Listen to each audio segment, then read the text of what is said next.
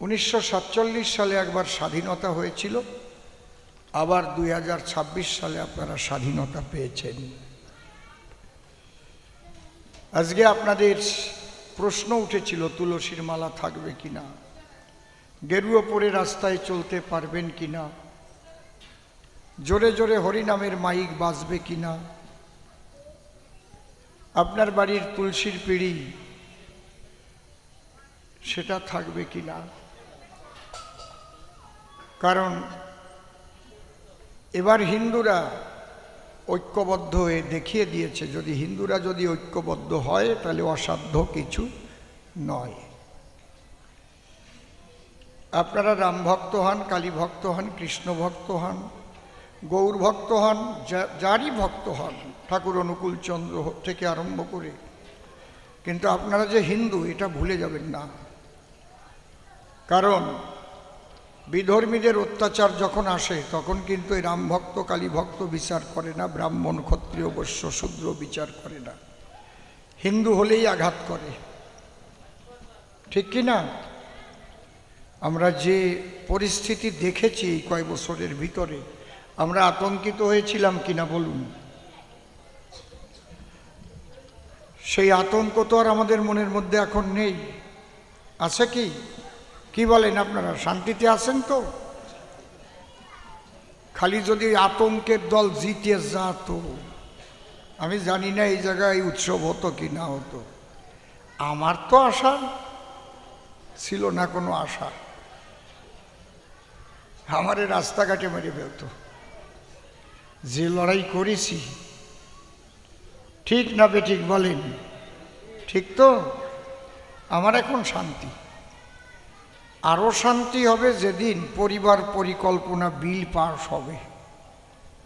এখনো পুরো আমার শান্তি আসে নাই। বুঝেছেন কি বলছি? এক শ্রেণীর মানুষ শুধু প্রোডাকশন হাঁসের ডিম মুরগির ডিমের মতো বাড়াচ্ছে, আর আমরা তো ওই একটা হইছে থাক, তাই না? এই জন্যে ধর্ম রক্ষার লড়াই ছিল এবার বাবা, এবার কোনো গদি রক্ষার লড়াই ছিল না। সেই ধর্ম রক্ষার লড়াইয়ে আপনারা যোগ দিয়েছিলেন, আপনাদের কোটি কোটি প্রণাম জানাই। আপনারা ধর্মের সম্মান রেখেছেন। আমার শ্রীমান মহাপ্রভু যদি না আসতেন ওই টাইমে, তাহলে কত মানুষ আরও যে মুসলমান হয়ে যেত, উনি ঠেকিয়েছিলেন। শ্রী শ্রী হরিচাঁদ ঠাকুর যদি ওই টাইমে না আসতেন, দলিত সম্প্রদায়ের মানুষ একচাটিয়ে খ্রিস্টান হয়ে যাচ্ছিল, সেটা ঠেকালেন হরিচাঁদ ঠাকুর এসে। বরং সেই সিএস মিড অস্ট্রেলিয়া থেকে যে খ্রিস্টান ধর্ম দিতে এসেছিল, তাকে মতুয়া বানাইয়ে হরিনামে মাতোয়ারা করে ছাড়ল। যে কাজী মহাপ্রভুর বিরুদ্ধে ছিল, সেই কাজী মহাপ্রভুর ভক্ত হতে বাধ্য হলো, তাই না? এগুলো ভুলে গেলে চলবে না। খালি তাকে মন্দিরে বসিয়ে পূজা দিয়ে আমাদের ইতিহাস ভুলে গেলে কিন্তু চলবে না। যে জাতি তার ইতিহাস ভুলে যায়, সে জাতি কিন্তু দিনে দিনে শেষ হয়ে যায়। তাই আপনারা ঐক্যবদ্ধ থাকবেন, কারো প্রলোভনে পা দেবেন না। ওই 2-1 হাজার টাকা আজকে পেলাম কি পেলাম না, অনেকে ওই নিয়ে অনেক কথা বলতেছে, ওই দিকে মোটে লক্ষ্য করবেন না। একটা দরদি সরকার আপনার রাজ্যে এসেছে, আপনাদের ভালো মন্দ যেখানে যা আছে আপনারা চিন্তা করবেন না। যার বয়স কেবল আজকে কয়দিন, শিশু, 8 লক্ষ কোটি টাকার বেশি ঋণ রেখে চলে গেছে। এক একটা মানুষের মাথায় 80,000 টাকা করে ঋণ আছে জন্ম নেওয়ার সাথে সাথে। এইগুলো কাটিয়ে উঠতে একটু সময় লাগবে। আপনারা একটু ধৈর্য ধরে আপনাদের কাছে প্রার্থনা, ধর্মের দিকে তাকাইয়ে কোনো সময় কোনো কুমন্তব্যে, কুকথা এদের সাপোর্ট করবেন না। আপনারা ঐক্যবদ্ধ থাকবেন, এটাই আমার একান্ত প্রার্থনা। সাধু গোসাই বৈষ্ণব যেখানে যাবেন খালি একটা কথাই বলবেন, এ বাবা তোরে কৃষ্ণ মন্ত্র দীক্ষা দিছি তাতে কি? যে যে মন্ত্রে দীক্ষা নিক ওরা কিন্তু সবাই হিন্দু রে, কেউ কেউ রে হিংসা করিস না, সবাই এক ঐক্যবদ্ধ থাকিস, সবাই হরিনাম কর, হরি বল হরি বল। রাজ শক্তি হচ্ছে বড় শক্তি, এই শক্তি যদি হারায় যায় তখনই কিন্তু ধর্মরক্ষা দায়। জয় হরি বল। আপনাদের সকলের সিফাত, এই সকলের সিফাত পদ্মে আবার একটা প্রণাম জানাই। আপনাদের ধন্যবাদ দিয়ে আমি ছোট করব না। আপনারা এই সঙ্গে আমি ইলেকশন কমিশনারকেও ধন্যবাদ জানাই, ধন্যবাদ জানাই সেন্ট্রাল বাহিনীকে। একটা মাসি পর্যন্ত ঢুকতে দেয় নাই ভিতরে, এইরকম ভোট আমরা জীবনে দেখি নাই। দেখছি কি? দেখেছি? তাহলে এই ধন্যবাদ তারা পাবার যোগ্য।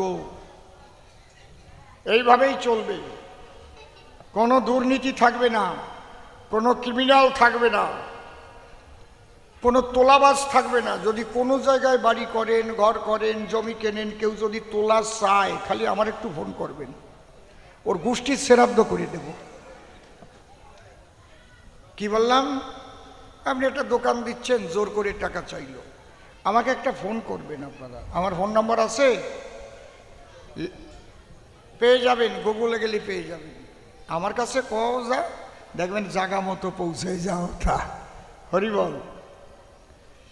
আমি আপনাদের জন্য ছিলাম, আছি, থাকব। তা আমার মূল হচ্ছে হরি কথা, কৃষ্ণ কথা বলাই আমার ছোটকালের থেকে, এইটাই আমার অভ্যাস, সাধুসঙ্গ করা। এই জায়গাটা আমি নষ্ট করব না, কারণ এই জায়গা নষ্ট হয়ে গেলে আমার আত্মা কষ্ট পাবে। জয় হরি বল। আমার আত্মার খোরাক, মনের খোরাক হচ্ছে সাধুগুরুর সেই প্রেম ভক্তি, সেইটুক আমারে দিয়ে আপনারা একটু ধন্য করবেন আর আশীর্বাদ করবেন। কোনো কারণে, কোনো প্রলোভনে যেন আমার পদস্খলন না হয়। জয় হরি বল। তাহলে এবার ধ্বনি দিয়ে আমরা আরম্ভ করি। প্রশ্ন তো অনেকগুলো করেছি, কয়টা করেছে তা গুণেও ঠিক হয় নাই। গুরুর প্রয়োজন কি লিখে রাখছেন? কেউ রাখছেন তো?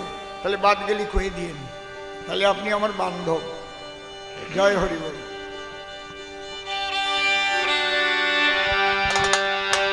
জয় জয় রাধা কৃষ্ণ নিতাই গৌরাম সীতা মাতা পিতা হরিচাঁদ গুরুচাঁদ সাধু গুরু বৈষ্ণবানন্দে হরি হরি বল।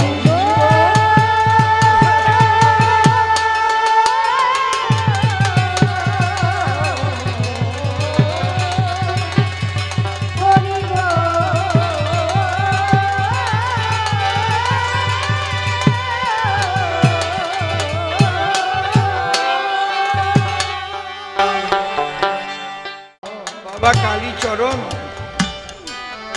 গুরুর যে কি প্রয়োজন, গুরু না করলে কি তা বোঝা যায়? আমাদের ব্যাধি হলে, ঘরে বসে কষ্ট পেলে, সেই ব্যাধি তো সারানো যায় না মহাশয়।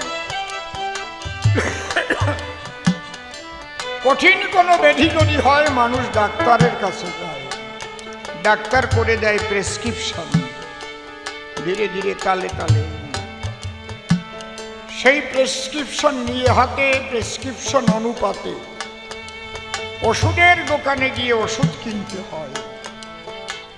সঠিক মতো ওষুধ খেলে ব্যাধি তখন যায় চলে। জাগতিক ডাক্তারের কাছে না গেলে কি ব্যাধি সারে? বলুন তো আমায়। আমি বলি নিরবধি প্রতিটি জীবের মধ্যে আছে একটা ভবব্যাধি। এই ব্যাধিতে জর্জরিত থাকে সর্বদা। থাক না বড় বাড়ি বড় ঘর, ত্রিতাপ জ্বালা নিরন্তর, শান্তি নাই, শান্তি নাই। অনেকে নেশা করে ঘুমায়, শান্তি নাই। টাকা আছে, বাড়ি আছে, গাড়ি আছে, কিন্তু শান্তির মা মরে গেছে। শান্তি কোথায়? সেই শান্তির সন্ধান পেতে গেলে যে সদা শান্তির দেশে থাকে, একবার গিয়ে ধরো তাকে, মনপ্রাণ তার শ্রীচরণে দাও ঢেলে। হরি বলো শ্রী গুরু নিতাই গৌর প্রেমানন্দে, একবার হরি হরি বল।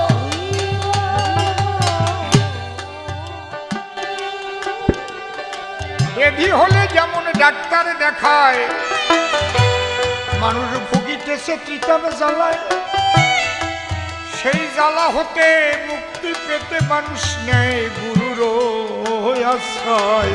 হরি বলো হরি বলো। গুরু মানুষের মতো ঘরে ফেরে, কিন্তু মূলত সে মানুষ না রে। নামের সঙ্গে যুক্ত থাকে তাহার মন, নামের মধ্যে নামি আছে, গুরু তার সঙ্গে বাধা পড়েছে, ধর গিয়েছি গুরুর চরণ। হরি বলো হরি বলো। হয়তো দেখে তোমার মনে হয় সাধারণ একটা মানুষের প্রায়, কিন্তু জানো না তার কোন জগতে থাকে মন। সেই মানুষ ধরা মানুষ হলে তার হুকুমে মানুষ চলে, তারে ধরে ধন্য হবে মানব জীবন। তুমি খুঁজে পাবে পরম শান্তি, কেটে যাবে মনের ভ্রান্তি। ব্রহ্ম কি আর প্রকৃতি কি, এর মধ্যে কি সম্পর্ক রয়? যখন গুরুর কৃপা হবে তুমি তখন বুঝতে পারবে, দেখবে সব আনন্দময়। সেই আনন্দ পেতে গেলে সদ্গুরু না ধরিলে এই জগতে পাওয়া সম্ভব নয়। তাইতে আমার কথা ধরো, যদি তুমি এখন পারো গুরুর চরণে গিয়ে মরো থাকিতে সময়। তোমরা করো জমি চাষ, করে গেলে তাই প্রকাশ। 3.5 হাত এই জমি, মিথ্যা কথা নয়।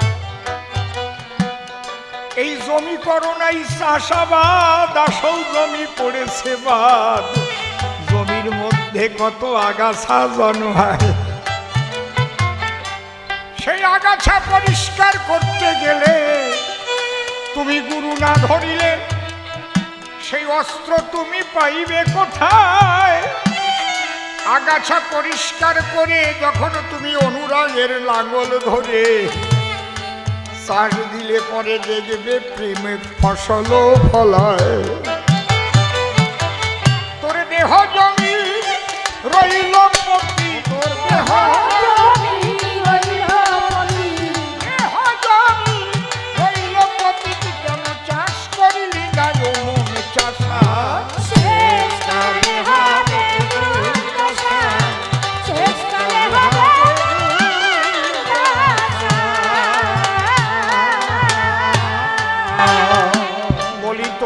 পুরো ভাগে চাষ করিতে বলদ লাগে, লাঙ্গল জোয়াল আছে প্রয়োজন।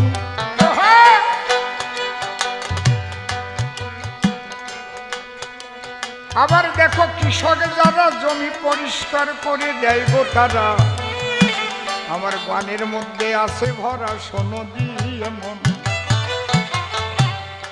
6টি বলদ আছে ঘরে,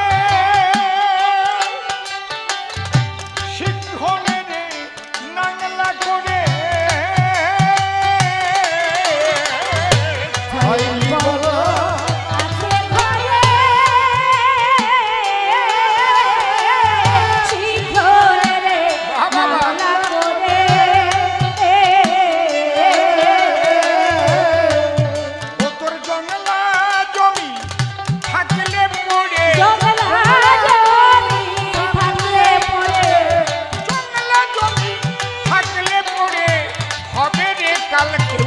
বাসা, শেষকালে হবে দুর্দশা, শেষকালে হবে দুর্দশা।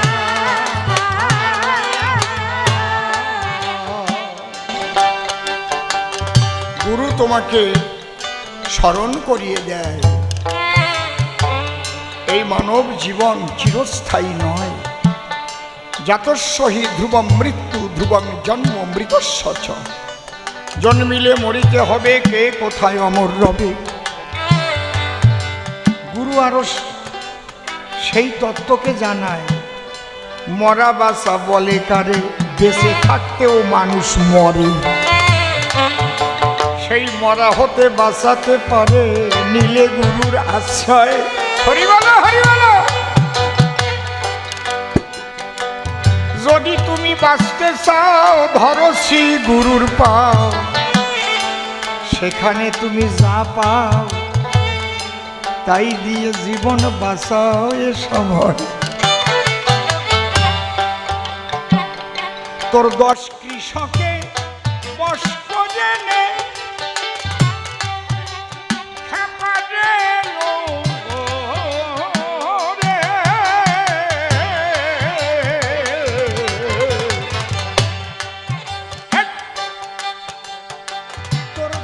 কৃষকে বশ করে নে, চাষতে জমি রসের মনে।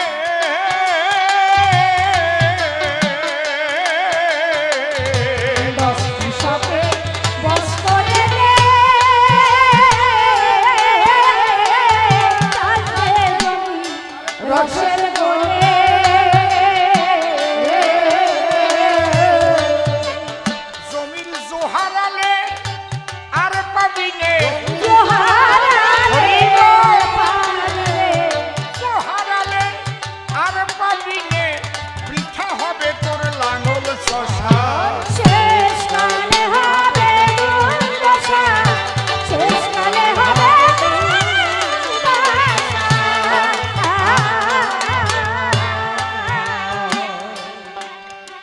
দেখো,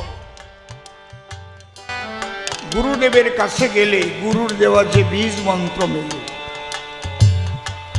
সেই বীজ থেকে ফসল ফলাতে গেলে তোমাদের বীজে ফসল ফলে, এ কথা মিথ্যা নয়। কিন্তু বলি, তোমার পুরো ভাগে তার সঙ্গে জল লাগে, আলো লাগে, বাতাস লাগে, মাটির উর্বরা শক্তিও থাকবে, তখন কিন্তু ফসল ভালো হবে, তাছাড়া নয়। এদিকে কে ঝুনঝুন করে বাজায়?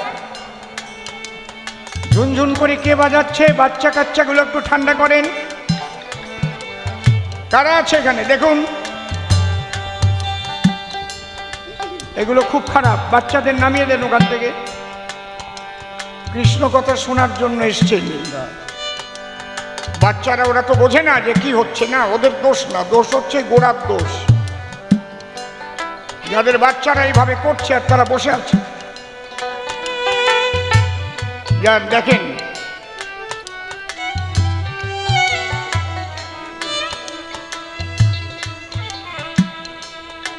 আমাদের সবাইকে বুঝতে হবে, এটা আমরা ভক্ত বৃন্দাবনে এসেছি। বৃন্দাবন কোথায়? যত্র হরিনাম সংকীর্তন তত্র মধুর বৃন্দাবন, যত্র কৃষ্ণ কথা আলাপন তত্র মধুর বৃন্দাবন, যত্র সাধুগুরু বৈষ্ণবের আগমন তত্র মধুর বৃন্দাবন।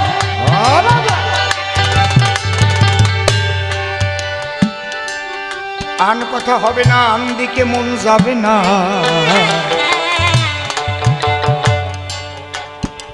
এক মনে কৃষ্ণ কথা করিবে শ্রবণ, শ্রবণ করিতে করিতে যদি দর্শন হয় আরো পেতে, তবেই শোনার সার্থকতা বলে সাধুজন।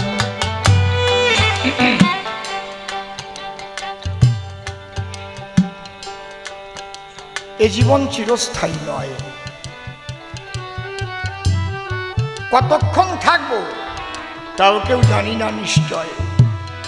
তাহলে ছিলাম কোথাও? আমি কি জন্মের পূর্বে ছিলাম না? মৃত্যুর পূর্বে কি আমি থাকবো না? তাহলে আমাকে যদি আমি না চিনি তাহলে আমি তো বুঝবো না। জীব নিত্য কৃষ্ণ দাস, ইহা ভুলি গেলা, অতএব মায়া পিশাচি গলেতে বান্ধিলা। কৃষ্ণ সূর্য সম মায়ায় অন্ধকার,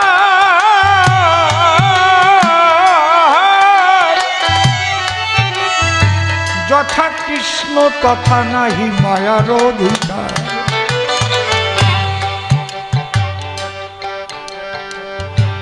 তোমাদের ফসলে যেমন আলো বাতাস জল লাগে, জমির উর্বরা শক্তি লাগে, ঠিক তেমন ওই বীজ অঙ্কুর উদ্গম হতেও লাগে। কি লাগে? প্রেম ভক্তির জল লাগে। রাধা প্রেমের বাতাস লাগে। হরি হরি বলো।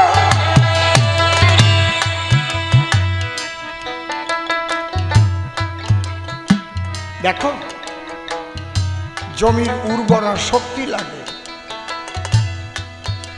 জমি যদি শুকিয়ে যায় তাহলে সেই জমিতে ফসল হয়? চাষ দেওয়া যায়? একেবারে টনটনিয়ে কড়কড়িয়ে জমি, কয় জো আসে না, চাষ দেওয়া যাবে না, বৃষ্টি হয় না। তাহলে এই জমি যেন শুকাই না যায়। 10 কৃষকে বশ করে নে, চাষ দে জমি রসের গুণে। তাই সাধনার সময় কখন? সেই সময় হচ্ছে যৌবনকাল। আর এই যৌবনকালেই মানুষ কুসঙ্গে সকালেই এনে ফেলে বিকাল। ওই সম্পদ ধরে রাখার তরে শিক্ষা তত্ত্ব জানতে হয় শ্রীগুরুর ধারে। হরিবল হরিবল। তোমার রস যদি না থাকে তো জমিতে বীজ বুনে হবে নাকি? সেই রস ধরার কৌশল জানে কারা? শ্রীগুরু যারা। এই জন্যে দীক্ষা বীজ আর শিক্ষা তত্ত্ব, শিক্ষা মন্ত্র কেউ বলে না। দীক্ষা গুরু, দীক্ষা গুরু কৃষ্ণই আমার শিক্ষা গুরু রাই। বৃন্দাবনের ভজন তত্ত্ব যাহার কাছে পাই। ঊর্ধ্বলিঙ্গ ঊর্ধ্বজনী ঊর্ধ্বরতি হয়, ঊর্ধ্ব না হইলে জীবী যাবে ভ্রমালয়। পুরুষের লিঙ্গ হয় ওই মস্তকের মণি, তাহা দিয়া খেলা করে দেব পদ্মজনী। সাধকের স্থান হয় বৃহৎ বৃন্দাবন, শিরাধিকা হয় তার প্রেমের মহাজন।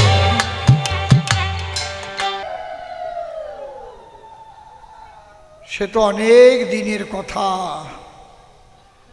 এ জীবনে ভুলব না তা।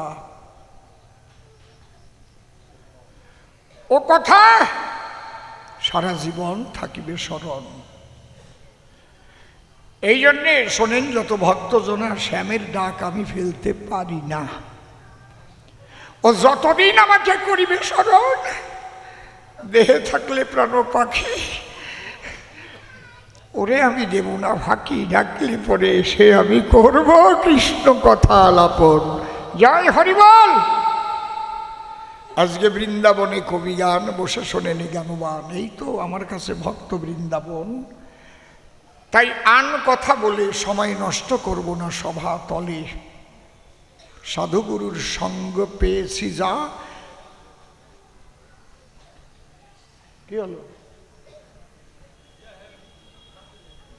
তাহার কিছু করব বিতরণ। তাহলে কি জন্য মানুষ গুরু ধরে? বললাম আমি আপনাদের গোচরে। দীক্ষা গুরু বীজ মন্ত্র করে দান। আপনারা বলুন তো, সবার ঠাই আমি যদি পাথরের উপর একটা বীজ ফেলাই, ধান ফেলাই, তাতে কোনোদিন হবে ধান? এই জন্য জানেন যত জনগণ, বীজ গজাতে হলে উর্বরা শক্তি সম্পন্ন জমির প্রয়োজন।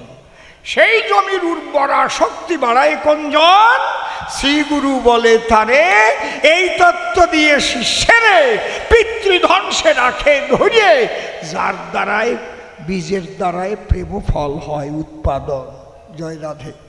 আর প্রেমের দ্বারায়, একমাত্র প্রেমের দ্বারায় রাধা গোবিন্দের দর্শন হয়, অন্য কিচ্ছু না, প্রেম।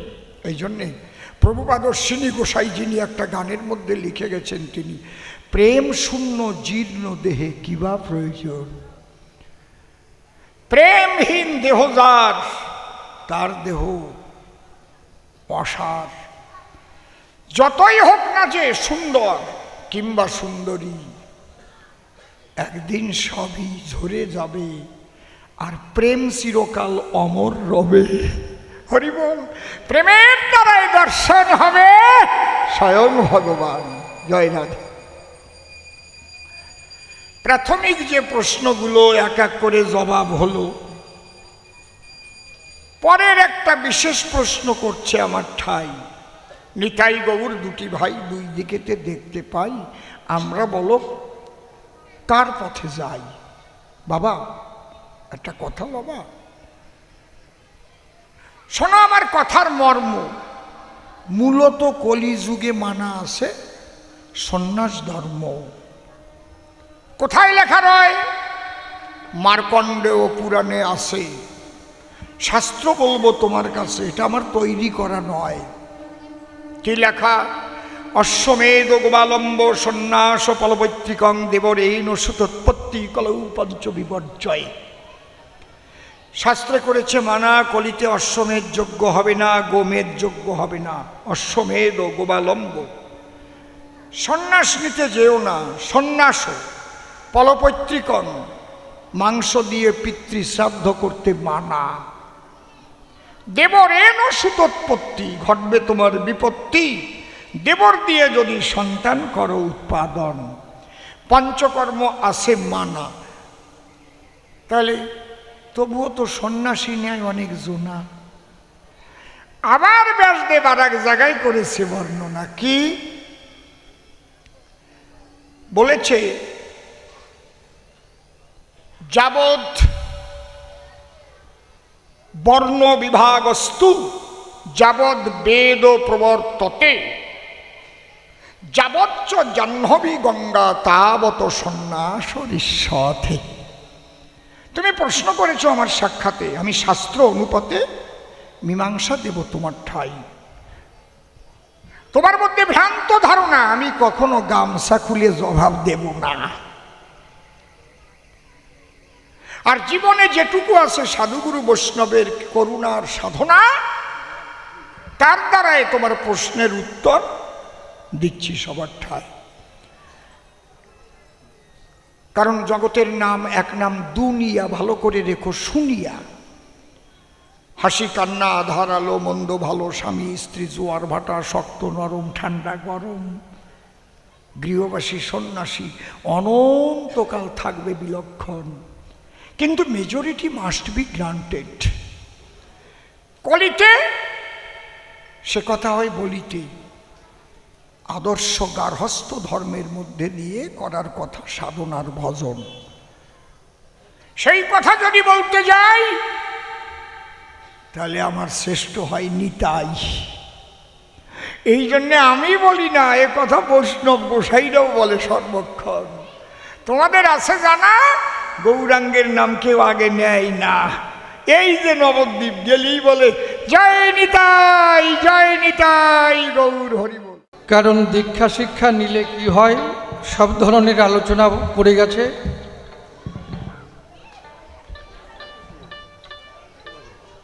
তা বোঝা গেল গোসাইয়ের ঝুলিতে কিছু আছে কি বাবা, নাকি? তাহলে আমার গোসাই ভালো রে। কি সত্যি তো? তাহলে আমার গোসাই ভালো, ভালো জায়গায় ধরা পড়েছি না? বাসুদা কি কও? যাক, একটু ধৈর্য ধরে বসেন, যাতে উনি আরও সুন্দরভাবে বোঝান, আমি সেই ব্যবস্থাটা করি।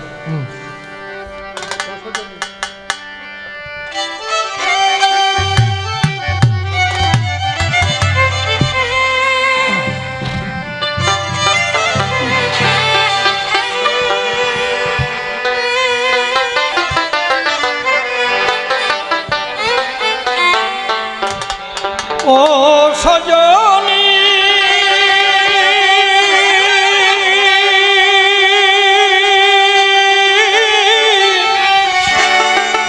দিন রজনী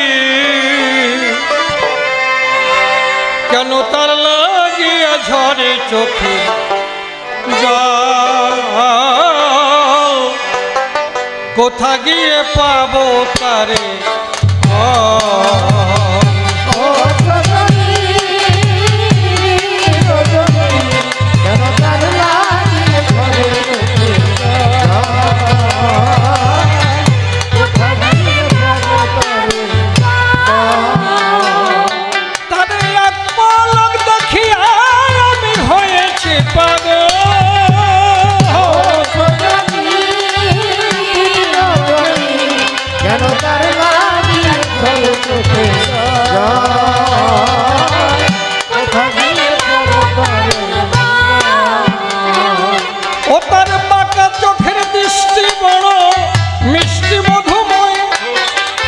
মনোপ্রাণ হরে লয়টার চোখের ইশারায়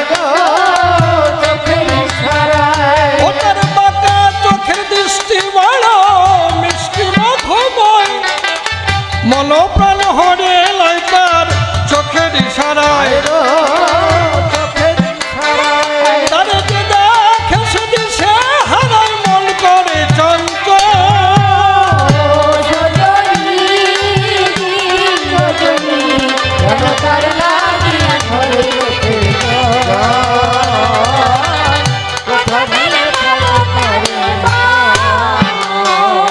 এই বিশ্বে যদি সবাই আমায় করে দেয় বিমুখ তারে বুকে পেলে আমার সেই তো সকল সুখ এই বিশ্ব যদি সবাই আমায় করে দেয় বিমুখ তারে বুকে পেলে আমার সেই তো সকল সুখ আমার জীবনে সেই পাওয়াটুক সকল তীর্থের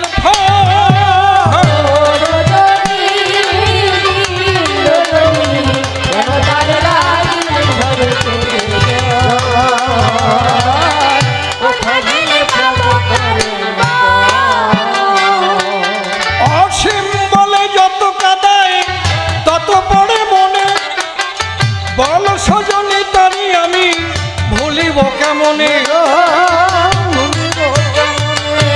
অসীম বলে যত কাদায় তত পড়ে মনে বল সজনী তারি আমি ভুলিব কেমনে আমি চলে মনে প্রেমাগুনে ভালোবাসার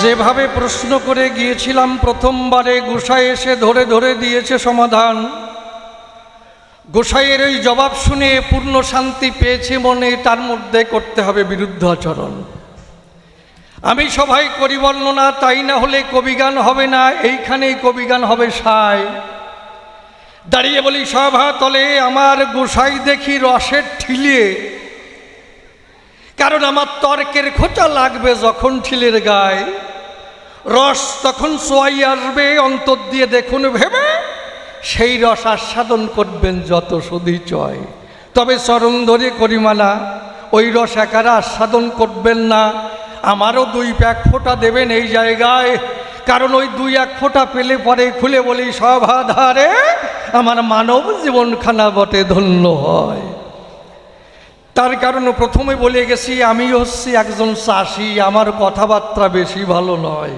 কি কারণ আমি যদি অত বেশি বুঝি তাহলে তো আমি নিজেই গুরুদেব হয়ে যাই আপনি কি করুন সত্যি না কারণ আমি অধম শিষ্য একজন আমার নাই ওজন আমার নাই মন আমার নাই স্মরণ আমার নাই পর্যন্ত নাই কি নাই পর্যন্ত নাই এইবার গোসাই যদি কৃপা করে যদি এর মধ্যে কিছু ঢুকাতে পারে যদি মন ডুবাতে পারে এই চাষি ভাই তাতে কাজ হতে পারে তবে বাবা আমি আরও কিছু বুঝতে চাই।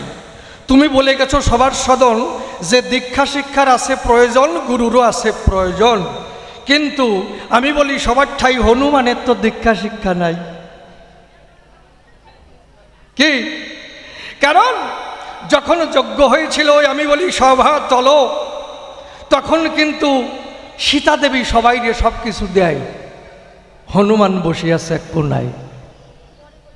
হনুমান ভাবে হিয়ায় মায়ের আমার কথা কি মনে নাই, আমি যে হনুমান আমারে করে না অনুমান, আমি এক কোনায় বসা রই এই জায়গায়, অন্তরে ভাবি তাই মায়ের কি আমার কথা মনে নাই, আমার কথা ভুলে যায়। এমন সময় সীতা ডাক দিল, হলো এদিকে আয়। যখন সীতার কাছে গেল এক গাছে মুক্তার হার হনুমানের করে দিল, হনুমান তাই পেল, তাই নিয়ে জঙ্গলের মধ্যে চলে যায়। তখন ওই হারকে ডেকে কয়, হার তুই তো ছিলি মা জানকীর গলায়, একটু রাম নাম শোনাতে পারিস আমায়? হারে কি আর রাম নাম শোনায়? হারে রাম নাম শোনায় না মোটে, হনুমান পড়িয়ে সংকটে দন্ত দিয়ে কেটে কেটে চূর্ণ বিচূর্ণ করে দূরে ছুঁড়ে ফেলে দেয়। দূরে লক্ষণ ছিল, ডাক দিয়ে বলল, হলো মায়ের গলার হার ছিললি কিসের দায়? হনুমান বলে, তাই যে হারের মধ্যে রাম নামের গন্ধ বাতাস চিহ্ন নাই তা হনুমান করে না গ্রহণ। লক্ষণ বলে, এবে হনুমান তোর গায়ে কোথায় রাম নামের চিহ্ন আছে তাই দেখাতে হবে। হনুমান ভেসে আঁখি নিরে ডাক দিয়ে কয়, যদি আমাকে কেউ জিজ্ঞেস করে হনুমান আজকে কি বার, হনুমান কয় রামবার। যাবা কোথায়? রামের দেশে। খেলে কেমন? রাম খাওয়া, রাম নামের গান গাওয়া, অন্য চিন্তা নাই। যদি প্রভু তোমার নামে ঝরাই আঁখি, তোমার কাছে নিবেদন রাখি, দেখা দিও হে তুমি গোলকের গোসাই। জয় রাম বলে অধরে যখন হনুমান বক্ষ চিরে দেয়, তখন লক্ষণ দেখতে পায় প্রতিটি রক্তের পিঞ্জরে পিঞ্জরে রাম সীতার যুগল মূর্তি দেখা যায়। রাম সীতার যুগল মূর্তি হলো রামানন্দ বদল ভরে একবার হরি বলো। রাম সীতার যুগল মূর্তি হনুমান বক্ষ চিরিয়ে দেখায়। তাহলে দাঁড়িয়ে বলি সবার ঠাই সেই হনুমানের দীক্ষা শিক্ষা নাই। তাহলে সে যদি রাম সীতার যুগল মূর্তি বক্ষ চিরে দেখায়, এই রকম চরম শক্তি সম্পন্ন ব্যক্তি আমি দিয়ে বলি আমার কাব্যের উক্তি, তাহলে তোমার ওই দীক্ষা শিক্ষার কি বা প্রয়োজন রয়? না কি বাবা ভুল কইছি? কারণ তুমি বললে দীক্ষা শিক্ষা নিলে তাহলে বিভিন্নভাবে বোঝাই যাও, এ কথা কবু মিথ্যা নয়। কিন্তু আমার মধ্যে যে গুতুগুতি করে এই প্রশ্ন, তা আমি যাব কোন জায়গায়? কারণ এই কথার মধ্যে দেখি আমার গোসাই কোন কথা কয়। যদি এতেও আমার ভুল ধারণা হয়, গোসাইয়ের কথা শুনে কি বলবো সভা সন্নিধানে যদি আমার মনের কোনো পরিবর্তন ঘটায়, নাকি বাবা? এই জন্যে বসে আছি। কারণ গুরুদেবের সব আলোচনা সত্যি, গোসাইয়ের সব আলোচনা, কারণ মুখে উচ্চারণ হয়ে যাচ্ছে গুরুদেব। কারণ আমি তো দীক্ষা শিক্ষা নিতে এসেছি, আমি প্রশ্ন করছি দেখি গুরুদেবের ঝুলিতে কি আছে। তাগের থেকে জিহ্বায় যদি গুরু গুরু গুরু বলে আগেই উচ্চারণ হয়, তাহলে মানে ভিতরে কাজ শুরু হয়েছে। বাবা কি কম, এ কথা কবু মিথ্যা নয়। তারপরে কি দেখুন, সত্যব্রত এক চাষি ছিল, আমি বলি সভাতল, তার কথা বলবো ধর্ম সভায়। কৃষ্ণ একদিন কি করে বসে শুনুন, নারী নরে ছদ্মবেশ ধারণ করে বৈকুণ্ঠে যায়। কারে নিয়ে? নারদরে নিয়ে। বৈকুণ্ঠে যখন গেল তখন নারদ মুনি দেখতে পেল একটি স্বর্ণ ঘর তৈরি করেছে কৃষ্ণ জনার্দন। নারদ মুনি ডেকে কয়, ঠাকুর বলো তো আমায়, এই ঘর নির্মাণ করা হয়েছে কার জন্যে বলো তো আমায়? বলে, কি বলবো নারদ, তোর কাছে আমার একজন ভক্ত আছে, বারবার নাম নেওয়া লাগে না তার, একবার নাম নিলে কি বলবো তোর স্থলে এই সংসার সমুদ্র হয়ে যেতে পারে পার।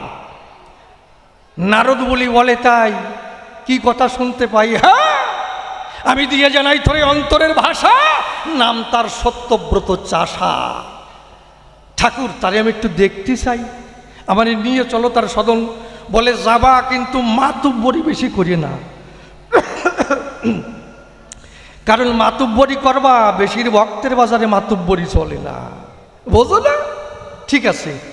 70 বাড়িতে যখন গেছে, তার গৃহিণী যখন দেখতে পেয়েছে, তখন মাথা অবনত করে দুইজনকে প্রণাম দেয়। প্রণাম যখন দেওয়া হলো, রান্না বান্না হয়ে গেল, দুইজনকে সেবার ব্যবস্থা করে দেয়। সেবা যখন হয়ে গেল, খাটের পর শুতে দিল। বিশ্রামের তরে যখন ওখানে বিছানা পেতে দেয়, দাঁড়িয়ে বলি সবাধারে নারদ তো শীত হয়ে শুয়ে পড়ে, ও তো জম্বের খায়। কারণ নারদ হচ্ছে পেট কুসাদু, একটু খাবারের দিকে লক্ষ্য বেশি। এমন বসন দেশে গলা পর্যন্ত উঠিছে, ও তো শীত হয়ে শুয়ে পড়ে সেই জায়গায়। হঠাৎ নারদ দেখতে পায় একটা চাবুক আর তরবারি ঝুলানো দেখা যায়। বলে ঠাকুর বলতে পারো আমায়? কি বলবো, তোমার বরাবরই এ যে নাকি ভক্তের বাড়ি, তাহলে ভক্তের বাড়ি চাবুক আর তরবারি ঝোলানো দেখি কিসের তাই? ঠাকুর বলে এবে যখন সত্যব্রত বাড়িতে আসবে, তার কাছে জিজ্ঞেস করবে, কথা মিথ্যা নাই, বেশি মাতুব্বরি কিন্তু করিয়ে না। এমনি সময় সত্যব্রত বাড়িতে এলো, ওই দুইজনকে দেখতে পেল, উনিও নাঙল গুটি রাখতেছিল, দুইজনকে ভক্তি ভরে প্রণাম দেয়। নারদ অমনি খাড়া হয়ে দাঁড়ায়, অনেক তো ভক্তি দেখলাম, তা তুমি আমার একটা প্রশ্নের জবাব দাও। কি? কয় এই যে তুমি নাকি বাড়ির মারাত্মক সাংঘাতিক ভক্ত, তা তোমার বাড়ির চাবুক আর তরবারি ঝোলানো দেখি কিসের দায়? বলে আমার অন্তরে আছে, ভাবো আমি দুটো মানুষকে জীবনে শিক্ষা দেব। কেমন? কারণ একজন হচ্ছে প্রহ্লাদ, প্রহ্লাদকে মারিবার তরে বিষের বাটি দিল করে, তখন প্রার্থনা করে সেই জায়গায়, হে ঈশ্বর তুমি আমার কথা নিও, এই বিষ তুমি পান করে আমাকে অমৃত করে দিও। ওরে ভগবান রে যে বিষ খাতি কয়, এই পাপাচারীকে পেলে পরে চাবুক পিটা করতাম গায়ে। আর কয় আর একজন হচ্ছে নারদে গোসাই, ও নারদ তো কাজ হয়ে গেছে। কয় ওর অপরাধ কি? কয় দিবানিশি নাম করে, বিশ্রাম দেয় না ভগবানের, ওইটারে পেলে পরে এক খপে 2 খণ্ড করতে চাই। কয় ওটা তো চাবুক পিটা খাবে, আর আমি কোপ। কয় ঠাকুর কি আমার প্রস্রাব এসে গেছে, একটু বাইরের থেকে ঘুরিয়ে আসি। কয় তোমারে বলেছিলাম না বেশি মাতুব্বরি করি না। হ্যাঁ তুমি তো বুঝলে না। বলছে আচ্ছা সত্যব্রত, তোমার কাছে একটা হিসাব চাই। কি? ধরো আমার কথা ধরো, তুমি দিবানিশি কতবার নাম করো, এই হিসেবটা তোমার কাছে চাই। বলে আমি সংসার নাঙল চাষ করি, নাম করার সুযোগ কখন পাই? তবে হা কৃষ্ণ গোবিন্দ বলে ভাসিয়া 2 চোখের জলে যদি একবার ডাক দিতে পারি, কথা মিথ্যা নয়। আমার এক ডাকে কাজ হবে, কথা মিথ্যা নয়। বললো ওই সব কাজ হবে না, মুখের কথাই হবে না, পরীক্ষা দেওয়া চাই। তখন সত্যব্রত বলে তাই নারদে গোসাই, কারণ উনি তো আর ছদ্মবেশে আইছে, ও তো চেনে না। তখন বলছে তুমি আজ থেকে এই সংসার করো গ্রহণ, কারণ আমি মরার পরে এই সংসারকে দেখতে পারে, তুমি ছাড়ার অন্য ভিন্ন কেহ নাই। তুমি যখন এই সংসার করবে গ্রহণ। নারদ বলে তাই, তাতে আমার কোনো আপত্তি নাই, আমি সংসার করিব গ্রহণ। তখন সত্যব্রত ভাসিয়া 2 চোখের জলে হা কৃষ্ণ গোবিন্দ বলে ভাসিয়া 2 চোখের জলে যখন দিল ডাক, নারদমণি দেখে তাই দেহের মধ্যে আত্মা নাই, ব্রহ্মরন্ধ্র হয়ে গেছে ফাট। কৃষ্ণ করে বর্ণনা, নারদ রে তোমারে করেছিলাম মানা, বেশি মাতুব্বরি করে না, ভক্তের বাজার, তুমি তো শুনলে না, এখন এই সংসার করো গ্রহণ। 13 বছর পর্যন্ত নাঙল চাষ করেছিল, ভগবান পরে উদ্ধার করে নিয়ে এলো, তাহলে তার কোনো দীক্ষা শিক্ষা নাই। তাহলে অলৌকিক কার্য কেন ইনাদের কাছে পাই? তাহলে সত্যব্রত দীক্ষা শিক্ষা নাই, হনুমানের দীক্ষা শিক্ষা নাই, তাহলে ইনাদের দ্বারাই কি করে চরম শক্তি সম্পন্ন কাজ ব্যক্তিত্ব হয়? গোসাই তুমি আমার কথা নেবে, পরিষ্কার করে বোঝাইয়ে দেবে, এক এক করে আমার জানবার আছে অভিপ্রায়। তারপরে কি, গুরু করতে হলে আমি বলি সভা তলে গুরু উপদেশ দেয় যে পিতৃধন রক্ষা করতে হবে বাবা, আর সত্য বাক্য পালন করতে হবে, তাই তো? আচ্ছা, অজামিল ছিল, তার কথা বলি সভা তল, বেশ্যালয়ের সঙ্গে একটা বেশ্যার সঙ্গে পীড়িত বাঁধায়। এইবার বেশ্যালয়ে গমনাগমন করে আমি বলি সভাধারে, তাদের মিলনের তরে একটা সন্তান হয়, কনিষ্ঠ পুত্র, আমি টানি সেই সূত্র, সেই সূত্রে তার নাম নারায়ণ রাখে সর্বদাই, তাই তো? এইবার যখন নারায়ণ রাখলো আর আনন্দে সংসার কাটাচ্ছিল, চুরি ছিনতাই ডাকাতি করে সংসার চালাচ্ছিল, হ্যাঁ? এইবার যখন অজামিল পড়ল মৃত্যু শয্যায়, কঠিন রোগগ্রস্ত অবস্থায় পড়িয়াছে, খুলে বলি সবার কাছে, তখন যমরাজা দূত পাঠাইছে, যমদূত পাঠায়, যাও অজামিলকে বেঁধে নিয়ে আসো, কষিয়ে ওইটাকে উচিত শিক্ষা দিতে হয়ে যায় গায়। যমদূতগণ যারা ছিল তারা তখন ধাপিত হলো, অজামিলের কাছে গেল, দন্ত কিড়িমিড়ি করিতেছে, এলোমেলো কেশ, কারণ যমদূত তোদের চেহারা যদি একবার কেউ দেখে, কত মানুষ পায়খানা প্রস্রাব করে দেয়, কি বাবা? ওই রূপ দেখতে হলে মরার মতো ভাব করতে হবে, মানে মরতে হবে, তাই নিয়ে দেখা যাবে না। এইবার ওই দৃশ্য দেখার পরে ভয়ে কম্পিত হয়ে অজামিল ভাবছে, কি একই চেহারা দেখতে পাই, ভয়ে কম্পিত হয়ে নিজের কনিষ্ঠ পুত্র নাম ধরে ডাক দিল, কোথায় বাবা নারায়ণ, রক্ষা করো মোরে। দাঁড়িয়ে বলি সভাধারে, যখন নারায়ণ নারায়ণ বলে অজামিল অধরে ডাক দেয়, তখন ওই ডাক বিষ্ণুর চরণ কর্ণকুহরে পৌঁছায়, তখন বিষ্ণু ওখান থেকে দেবদূত পাঠায়, যাও অজামিলকে স্বর্ণ রথে করে নিয়ে সই জায়গায়।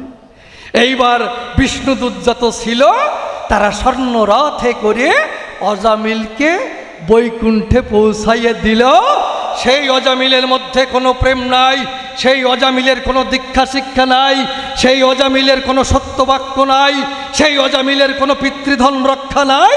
তাহলে সে যদি বৈকুণ্ঠে যায় নিজের কনিষ্ঠ পুত্রের নারায়ণ নাম ধরে, তাহলে তোমার এই সত্যবাক্য আর পিতৃধন রক্ষার দাম কোন জায়গায়? কি মা খারাপ কইছি? জানবার প্রয়োজন আছে না? তাই এই সব কায়দা করে যদি আমার গোসাই বুঝতে পারে, তাহলে আজকেই দীক্ষা নিয়ে চলে যাব, তাতে আপত্তি নাই, কি বাবা? হ্যাঁ, পরিষ্কার কথা। আর যদি না বুঝতে পারে তার উল্টো হবে, আজকে কপালে যায় ওকে, কি? কারণ এই অজামিলের মধ্যে কোনো প্রেমের বাতাস নাই, তার মধ্যে সত্য কথা নাই, তার মধ্যে পিতৃধন রক্ষার কোনো বালাই নাই। তাহলে সে যদি এইরকম জায়গা পায়, তুমি আমার কথা নিয়েও পরিষ্কার করে বুঝাইয়ে দিও, এক এক করে আমার জানবার আছে অভিপ্রায়। এইবার বললাম কি, যে এই যে নিতাই গৌর দুটি ভাই, তাই তো বাবা, এই যুগধর্ম করতে এলো বিতরণ, একজন হলো গৃহবাসী, একজন হলো সন্ন্যাসী, আমরা কোন পথ ভালোবাসি, তাতে শেষ পর্যন্ত সংসারের দিয়ে যায় জয়, দেয় নাই। কিন্তু গোসাই আমি শাস্ত্রে কি পাই, আমি একটা আলাদা একটা প্রেক্ষিপ্ত কথা বলবো, সেটি আপনারা শুনুন সর্বদাই। কি? কেষ্ট খাপা নামে এক পাগল ছিল, তাই তো? তা লক্ষ্মী পুজোর তারিখ ওর কি হয়েছে,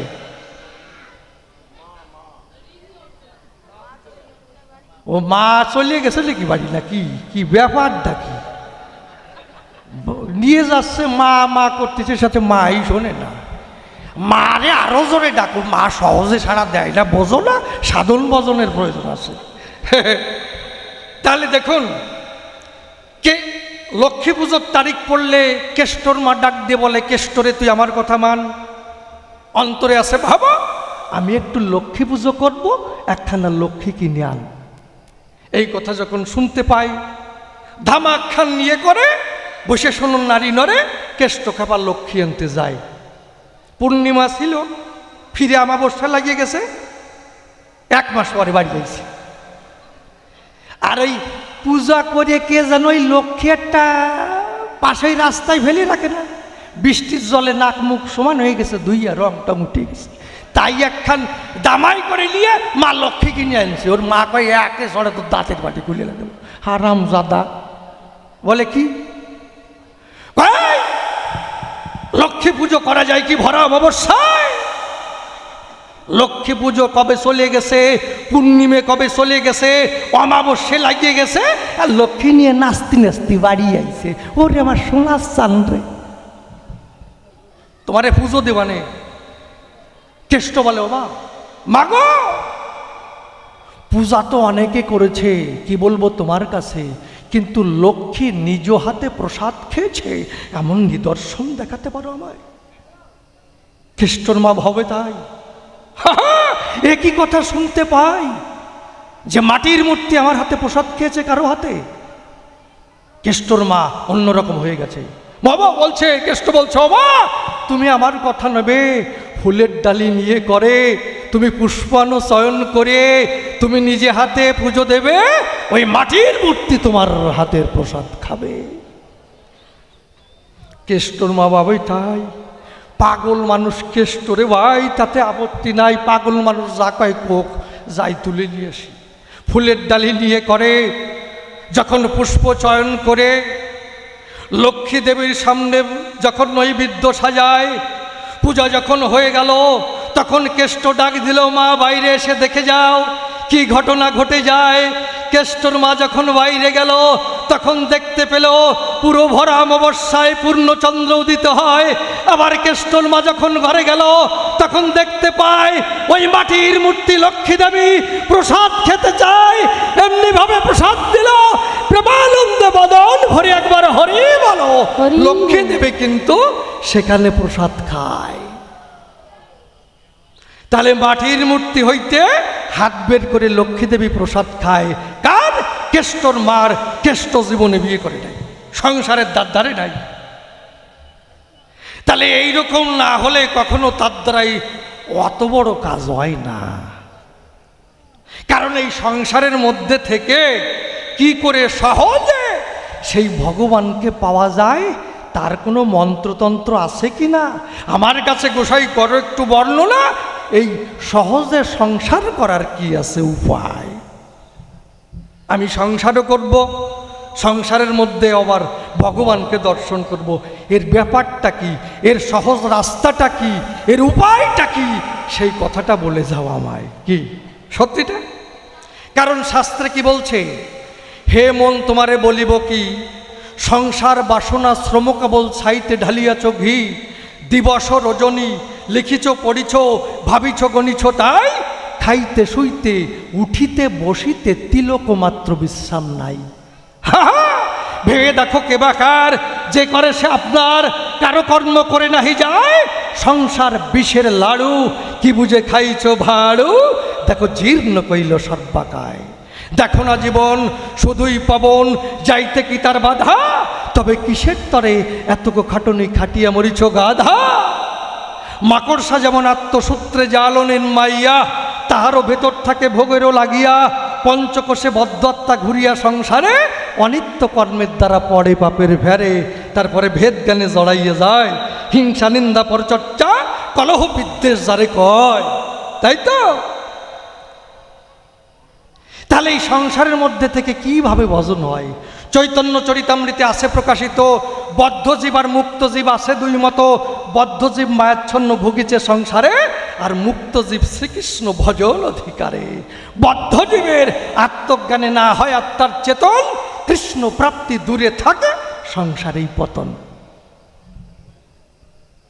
তাহলে প্রকৃতপক্ষে এই সংসারের মধ্যে থেকে কিভাবে সহজে তারে পাওয়া যাবে, ভালো কথা, তাহলে কোনো আপত্তি নাই।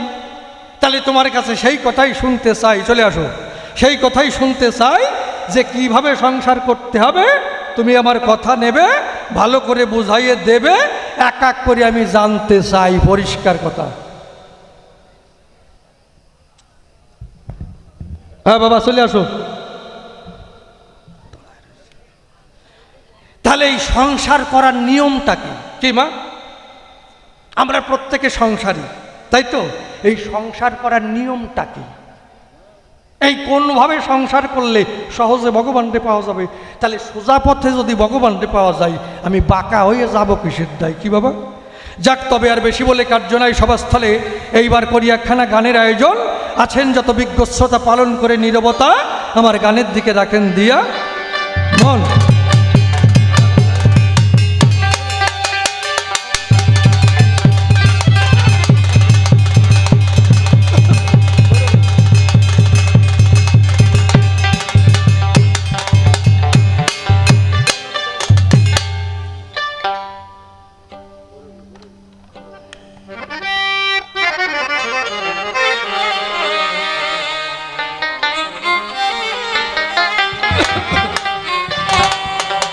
আহা, ওই আমি বুঝলাম না যে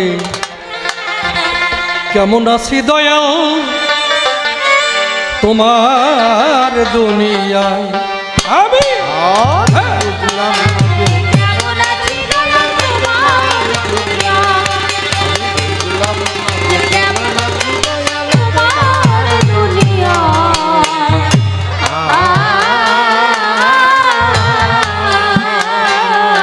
ওই আমার ভালো মন্দের, আমার ভালো মন্দের,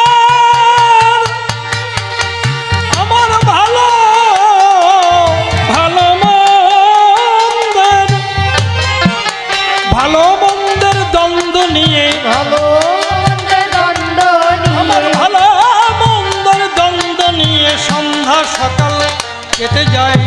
হ্যাঁ, বুঝলাম না যে কেমন আছি দয়াল তোমার দুনিয়ায়।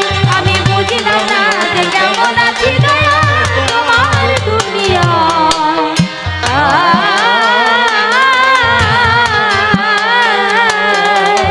পাল্টে গেছে পৃথিবীটা, মানুষের নাই দাম, জীবন দোলাই দোলে নায়ার, অসুরক্ত ঘাম, অসুরক্ত ঘাম। মানুষ সাজল রে পুরদাস,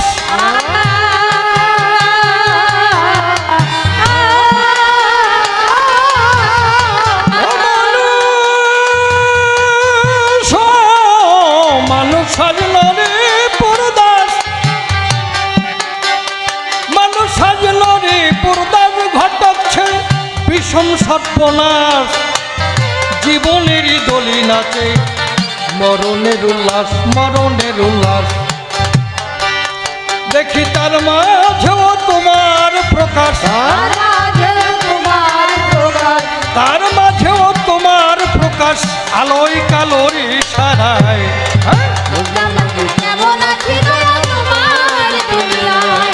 আমি বুঝলাম না যে কেমন আছি দয়াল তোমার দুনিয়ায়।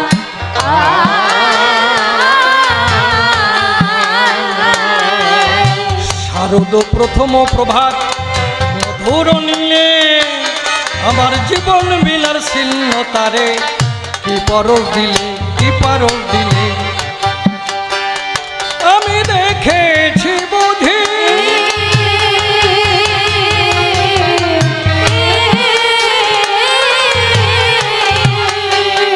আমি দেখেছি, দেখেছি বুঝি,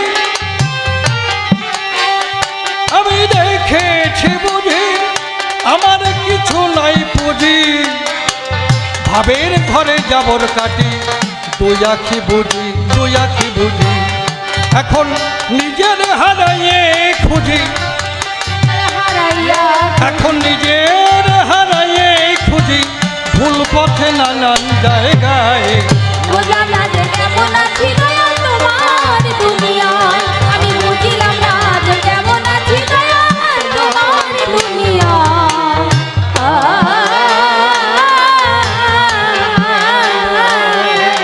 চাওয়া পাওয়া বুকের মাঝে ফোটে এক কুসুম, গন্ধে তার সারা বিশ্ব, সাজের নিঝুম, সাজের নিঝুম।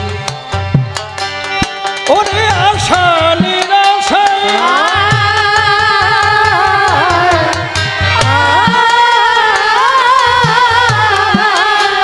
শান্ত পন্থ ফিরে যায়, জানায় জানা পার হতে ডাক দিয়ে কে যায়, ডাক দিয়ে কে যায়। আমার হাত ধরে কে নেবে সেথায়, হাত ধরে কে নেবে সেথায়, রসিক কান্দে সেই আশায়। বুঝলাম না যে কেমন আছি দয়াল তোমার দুনিয়ায়, আমি বুঝলাম না যে কেমন আছি দয়াল তোমার দুনিয়ায়।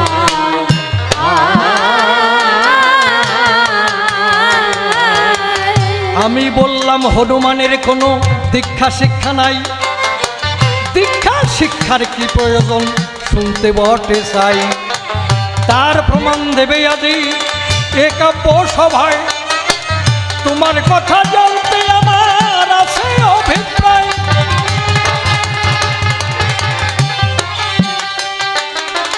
ত্যাগেই কিন্তু এ জগতে পরম শান্তি পাই, কেন সংসার শ্রেষ্ঠ হবে শুনিবার চাই। সংসারের মধ্যে কিভাবে হবে ভজন ও সাধন, এই কথা জানতে চায় আজি আমার মন। লালা বাবু যখন এ জমিদারি ছেড়ে বটে গেল, রাধা গোবিন্দের যুগল মূর্তি দর্শন বটে পেল।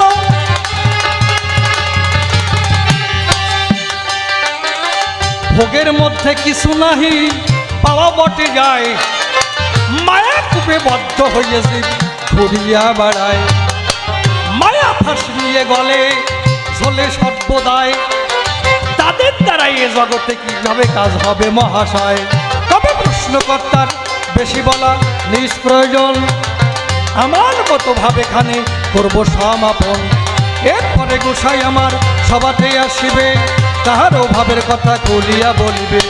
বড় বড় কবিয়াল ছিল যারা যারা, কালের টানে একদিন কোথা বিলীন হলো তারা। আমি তো কবি সারার সম্মুখে দাঁড়াই, আপনাদের কি পাশে আমি বটে চাই। আপনারা করুণা করে দিবেন চরণ ধুলি, সেই ধুলিতে জানোই আমি হরি বল বলি।